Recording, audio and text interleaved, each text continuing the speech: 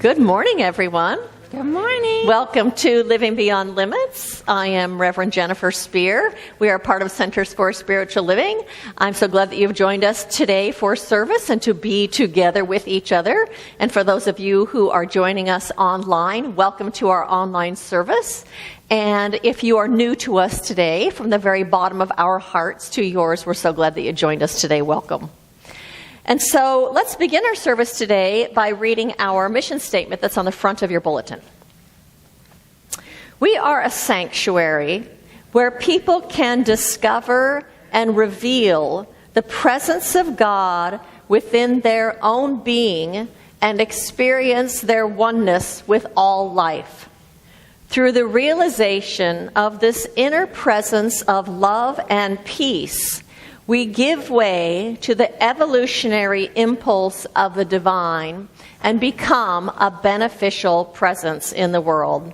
So that's really what we're doing here at Living Beyond Limits, is we are coming here to be reminded and to move back into that place within us that knows, yes, indeed, we are spiritual beings.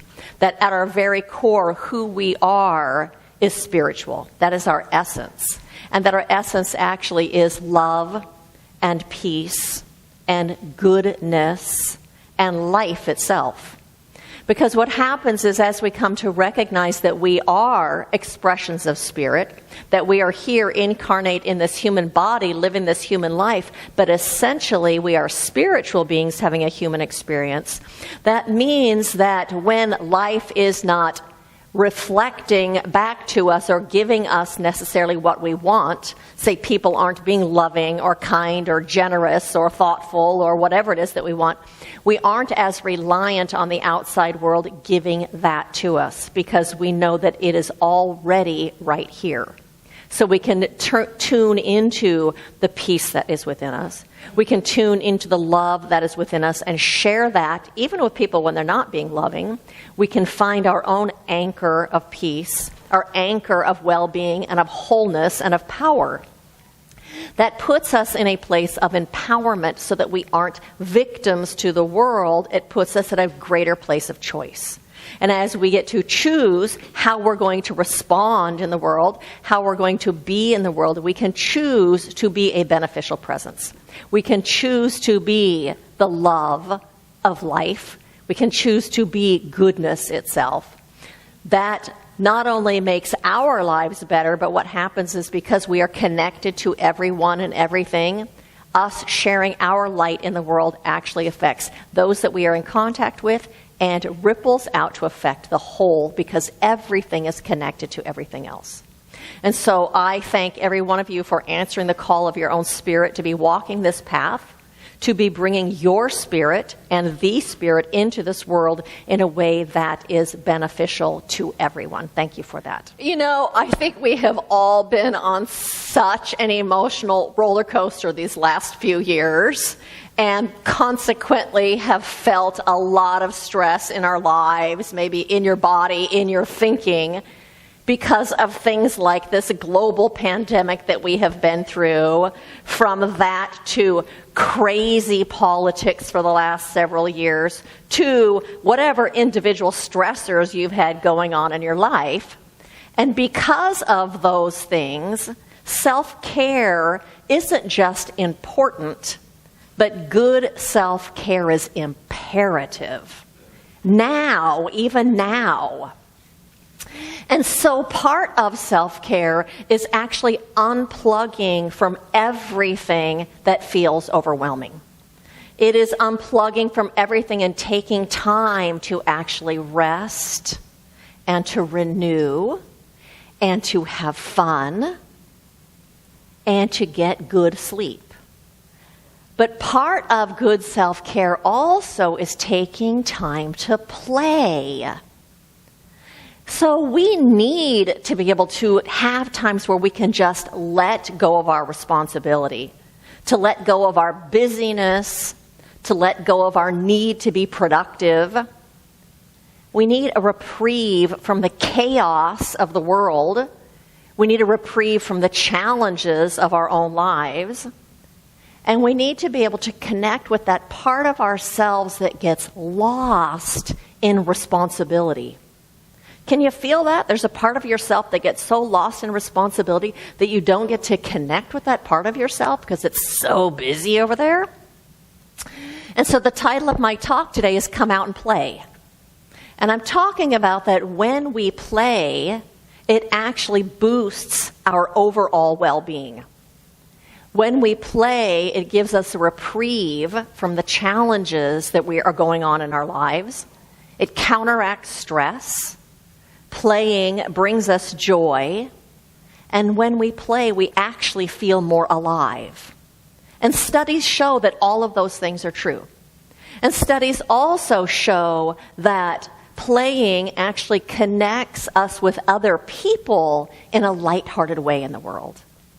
That playing actually releases endorphins, which actually help us cope with stress and help us to be able to regulate our emotions. It brings a lighter side to life. Play brings delight and exuberance. It gives us more energy. Crazy. It improves memory. Studies show that playing improves your memory. It obviously brings more laughter. Milton Berle, I love this, said that laughter is like taking an instant vacation. Isn't that true? You laugh and it just gives you such a reprieve from everything else. And the last one is that it keeps us young. Playing keeps us young. Somebody said, I don't know who, says, you do not stop playing because you grow old. You grow old because you stop playing. And so at Living Beyond Limits here, we talk a lot about that we are here to give way to spirit, to give expression to spirit, to give expression to life, and to give expression to our own spirit. And that the more fully we express in this world, the more fully life is expressed. And so when we play, or when we experience joy, or when we just enjoy life, spirit is being expressed in a greater way. Life is being expressed in a fuller way. And we are expressing in a fuller way. And so why don't we then just play more if it's so good for us? I think that biggest reason is because we get so caught up in being responsible that we think we have to be responsible all the time. And that sometimes we think that we have to be productive in order to be worthy. We have to be productive in order to actually have value. I do that one a lot. Yeah. Sometimes maybe you think that if you play too much, or maybe you think if you play at all, then you're being irresponsible. Or maybe you think that playing is frivolous, or that it's just a waste of time, or that it just isn't really important. But that's not what the studies are showing. The studies are showing it's very important for balance and well-being, and for our emotional state, and for our memory, and all these other things. So Ernest Holmes, the founder of this philosophy, said, the present moment can never provide us with more joy than we are able to embody. Do you see that? We get to choose how much joy we are embodying. We get to choose, I'm out of breath, how much joy we get to express and be in. So we talk about in this philosophy that all of the love, all of the peace, all of the joy is already present. And that we either bring that joy and that life and that goodness forward, or we block its expression in our lives. Let me breathe for a second. No, I'm good. I have water up here. Thank you. So that is true that we either block its expression or we bring it into our lives, mainly because what we focus on is what creates our experience. What we focus on creates the emotional experience, which creates our overall experience. And so as human beings, we want to experience joy. We want to experience the joy of living life here on this planet. We want to feel connected to ourselves, to the fullness of ourselves.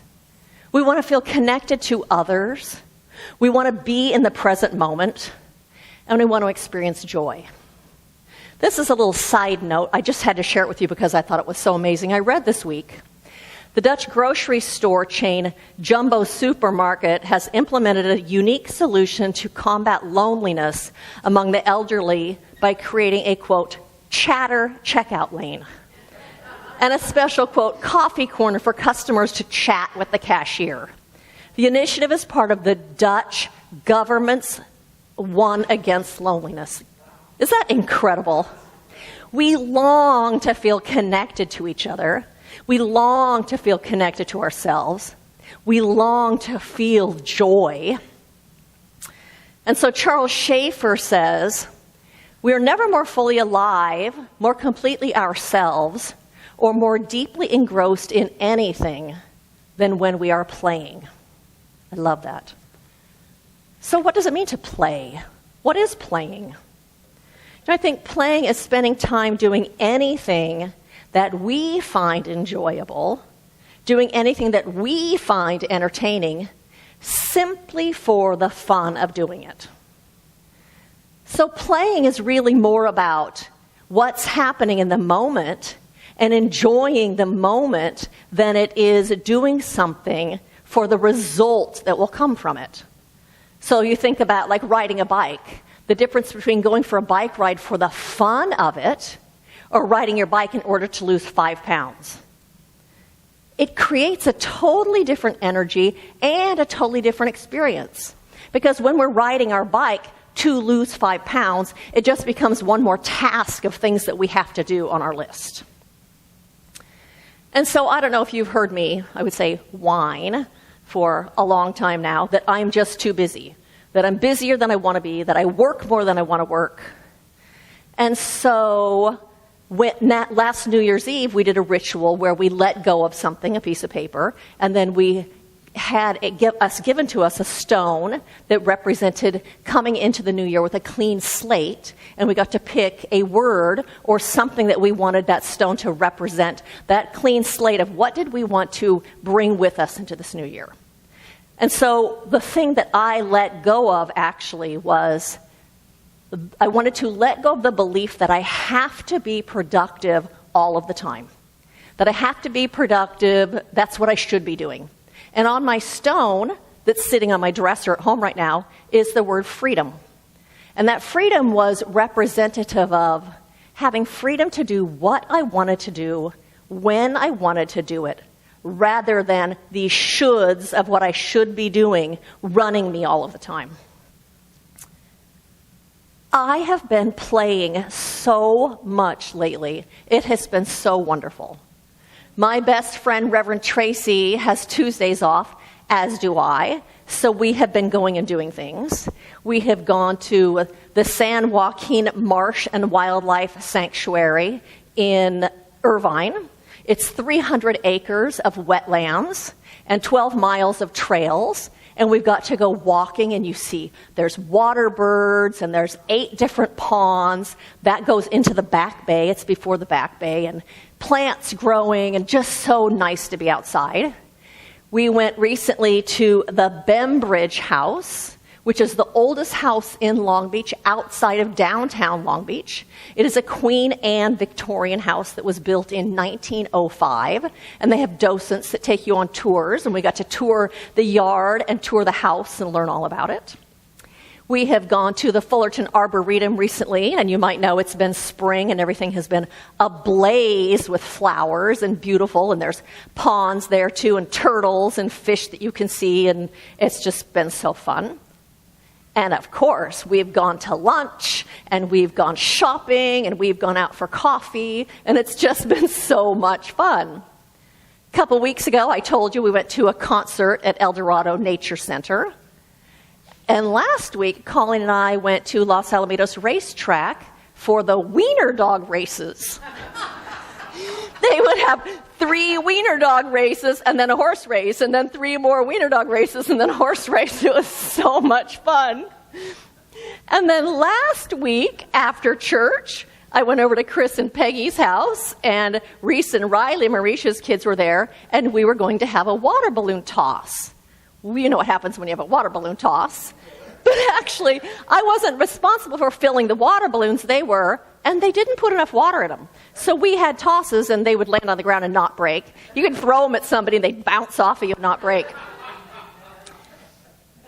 The funniest thing to me was Riley, her youngest daughter. I went up to her holding a water balloon and stuck my thumb in it as hard as I could on her chest, and it broke. And the look on her face was like utter shock that could happen. And so, of course, it turned into a huge water fight and squirting each other and stuff. It was just, there was so much laughing and so much squealing and so much running around. It was just so much fun. So what has been happening for me also is I have been feeling like I have this pandemic hangover because so many things, I have experienced so much loss, just church with the numbers of people that are here and people moving away and clients at the salon moving away, and salons were closed for 7 months over that period of time, off and on. And I just feel like I have this hangover. It's like it's not quite over yet, and things just feel heavy. Playing has helped me so much. It has helped my perspective. It's helped my attitude. It's lifted my mood. I feel so much better because I've been out playing. And so there's lots of different kinds of play, and different kinds fit for different people. And so I'm going to share some of those different types of play. See which ones of these fit you best. And if you'd like to, I'd love to have you raise your hand. And if you raise your hand, you might even find some other playmates in here to play with and do the kinds of things you do. So one of them is called creative play. Pat Scott, this is you. It is crafting, drawing, coloring, painting, doing that kind of stuff, doing improv. It is doing something that fosters your imagination. Is that your kind of play? Morty Bunch? Another kind of play is called kinesthetic play. It's where you move your body, Jim Dawn. It's hiking, swimming, yoga, Tai Chi, dancing. Does that fit you? Yep. There is play where you manipulate objects, like playing Jenga, or Legos, or designing something, or building something. That's Mike. Even putting snowballs together to have a snowball fight. Is that you? Is that one of the ways you like to have fun? Explorer. Going new places, doing things like exploring tide pools, walking on a beach and collecting rocks or shells. That is me. Who knew that was playing? And then there's the joker, Colleen, Lynn, and Margaret. The person who likes to entertain people and make people laugh. So those are all different kinds of play that feed us. But it's important to figure out what kinds of play suit you best, because when you discover the types of play that suit you best, that makes it easier to implement more play in your own life so that you can feel more balanced and so that you can elevate your mood and that you can be enjoying your life even more. Victor Shamas, who is a psychologist and author, said, "Play is a sacred act. When we are playing, the essence of creation flows freely through us. We are expressing our true nature and connecting with the very core of existence. Nothing is more spiritual than that." And I would add, and healing. Play is so healing. And so my invitation to you this week is to be intentional about play, to add some play to your life regularly, and to let play actually be a sacred part of your life, to hold it like that, like being in the silence is sacred, like doing your spiritual practice is sacred, maybe even being kind in the world is sacred to you. Let play be another part of your sacredness of your life and of this path that you're walking. And let it also be a way that you engage with the fullness of yourself and with the fullness and the joy of just being alive on this planet. And as a result of playing more like that, you'll be experiencing greater aliveness. You'll be experiencing more joy in your life, have a better perspective. It puts things in perspective so the heavy things don't seem so enormous. It creates a little more balance in your perspective, a better perspective about life itself, and a greater sense of well-being. And so blessings to each and every single one of you on this path that is actually meant to nurture your spirit and to help sustain you and to enable you to live your best life. Blessings to you on this path that includes play.